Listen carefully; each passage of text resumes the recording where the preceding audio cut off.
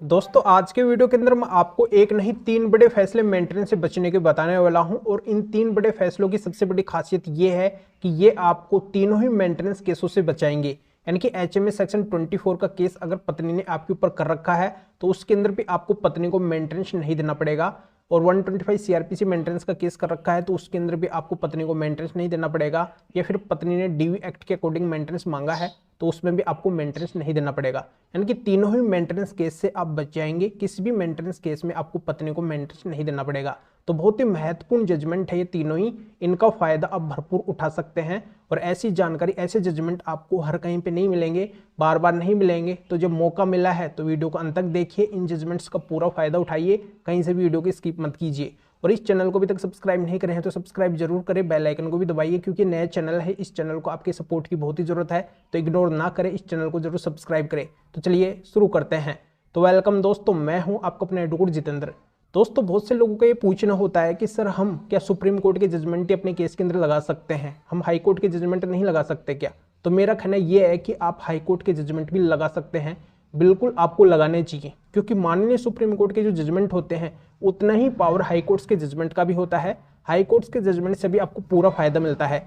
और दूसरा सवाल मेरे से ये भी पूछा जाता है कि सर हम हमारे केस के अंदर कितने पुराने जजमेंट को लगा सकते हैं। तो यहाँ पे मैं अच्छे से आपको समझा देता हूँ कि चाहे जजमेंट कितना भी पुराना क्यों ना हो, अगर उस जजमेंट के अंदर आपके फायदे की बात है तो बिल्कुल आप उस जजमेंट को लगा सकते हैं। जजमेंट और कानून कभी भी पुराने नहीं होते हैं। अब मेंटेनेंस यानी कि भरण पोषण से संबंधित भी कुछ सवाल मेरे पास में आते रहते हैं। जिस पत्नी के पास में प्रोफेशनल डिग्री है, हाईली क्वालिफाइड है, वेल एजुकेटेड है, तो उस पत्नी को आपको मेंटेनेंस नहीं देना पड़ेगा, उस पत्नी को आप मेंटेनेंस देने से बच सकते हैं।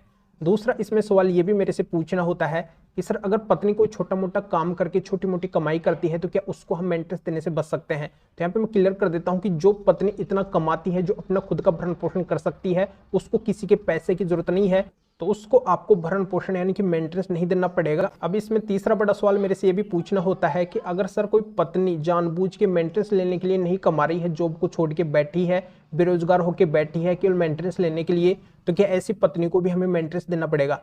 तो यहाँ पे मैं क्लियर कर देता हूँ कि जो पत्नी जानबूझ के नहीं कमा रही है, वो शारीरिक रूप से स्वस्थ है, यानी कि फिजिकली फिट है, वो कमा सकती है, वो कमा के अपना भरण पोषण कर सकती है, उसको किसी के ऊपर आश्रित होने की जरूरत नहीं है, तो ऐसी पत्नियों को आपको मेंटेनेंस बिल्कुल भी नहीं देना पड़ेगा। तो दोस्तों जो आज के वीडियो के अंदर मैं आपको तीन बड़े फैसले मेंटेनेंस से बचने के बताने वाला हूँ, तीनों ही मेंटेनेंस केस से बचने के बताने वाला हूँ। एचएमए सेक्शन 24 में भी मेंटेनेंस देने से बचने के बताने वाला हूँ, और 125 सीआरपीसी के अंदर भी आपको मेंटेनेंस नहीं देना पड़ेगा, और डीवी एक्ट के अंदर भी नहीं देना पड़ेगा।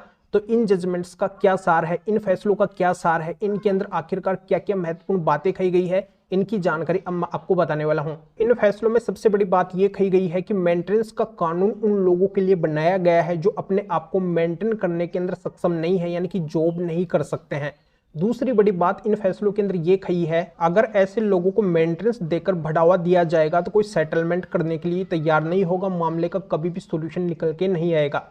अब तीसरी बड़ी बात यह कही है कि समाज का एक बड़ा तबका अगर हाथ पे हाथ रख के बैठा रहेगा, मेंटेनेंस के भरोसे बैठा रहेगा और कुछ भी काम नहीं करेगा, तो इसका गलत इफेक्ट, नेगेटिव इफेक्ट समाज के ऊपर भी पड़ेगा और देश की अर्थव्यवस्था के ऊपर भी पड़ेगा, जो देश के लिए बहुत बड़ा घातक है। चौथी बड़ी बात इन फैसलों के अंदर ये कही है कि आज हम जिस एरा के अंदर आते हैं वहां पे सभी को समानता का अधिकार दिया गया है, यानी कि पुरुष हो चाहे महिला हो, सभी को समानता का अधिकार है, एजुकेशन का समानता का अधिकार है, जॉब करने का समानता का अधिकार है। तो ऐसे में दोनों के अंदर फर्क करना, भेदभाव करना गलत है। तो दोस्तों है ना आपके फायदे की बहुत ही बड़ी बात इन फैसलों के अंदर, यानी कि आपकी पत्नी अगर हाई एजुकेटेड है, वो पढ़ी लिखी है, वो जॉब कर सकती है, अगर जानबूझ के मेंटेनेंस लेने के लिए जॉब नहीं कर रही है, या फिर वो पहले जॉब कर रही थी अभी मेंटेनेंस लेने के लिए जॉब को छोड़ दी है, तो ऐसी पत्नी को आज के समय के अंदर आपको मेंटेनेंस बिल्कुल भी नहीं देना पड़ेगा। यानी कि जो पत्नी खुद कमा के खा सकती है, अपना भरण पोषण कर सकती है, तो उसको आपको मेंटेनेंस देने की जरूरत नहीं पड़ेगी। तो दोस्तों मैं ये मानता हूं कि आज के समय के अंदर ये तीनों ही फैसले, तीनों ही जजमेंट हर एक पति के काम आने वाले हैं, यानी कि हर एक पति को हर मेंटेनेंस केस के अंदर मेंटेनेंस देने से बचने के काम आने वाले हैं। तो इन तीनों तरह के जजमेंट को लेके अपने अपने मेंटेनेंस केस के अंदर आप जरूर लगाए, यानी कि जो भी आपका मेंटेनेंस का केस है, किसी भी तरीके का मेंटेनेंस केस है तो उनके अंदर जरूर लगाए और गलत पत्नी को आप मेंटेनेंस देने से बचें। इन केसों की कार्यवाही के अंदर भी आपका बहुत ज्यादा पैसा लग रहा है और पत्नी को भी आपको लाखों रुपए का मेंटेनेंस देना पड़ रहा है। तो जब ये जजमेंट आपके समय और पैसे सभी को बचाने वाले हैं तो आपको अपने केसों के अंदर जरूर लगाने चाहिए। और यहाँ पे मैं सबसे बड़ी बात बता देता हूँ कि तीनों ही जजमेंट हाई कोर्ट्स के जजमेंट है, इनको आप जरूर अपने केसों के अंदर यूज कर सकते हैं, लगा सकते हैं, फायदा उठा सकते हैं। और इन जजमेंट्स के ऊपर मैं पहले भी 2-3 दिन पहले अपने दूसरे चैनल एडवोकेट जितेंद्र के ऊपर वीडियो बना चुका हूँ। तो जिन्होंने एडवोकेट जितेंद्र चैनल के जरिए से उसके ऊपर डाले गए वीडियो के माध्यम से जजमेंट ले लिए हैं तो उनको अब जजमेंट लेने की आवश्यकता नहीं है, पर जिन्होंने जजमेंट नहीं लिए हैं तो उनको ये जजमेंट लेने हैं और फायदा उठाना है। तो इन तीनों ही तरह के जजमेंट को लेने के लिए आपको वीडियो को डिस्क्रिप्शन के अंदर जाना है और इस मैटर में फिर और किसी भी कानूनी मैटर में अगर आप मेरे से अधिक जानकारी लेना चाहते हैं तो इस व्हाट्सएप नंबर के ऊपर व्हाट्सएप पे मैसेज करके अपॉइंटमेंट बुक करवा के डायरेक्टली आप मेरे से कॉल के ऊपर बात कर सकते हैं, अपनी हर तरह की कानूनी समस्या का समाधान मेरे से जान सकते हैं।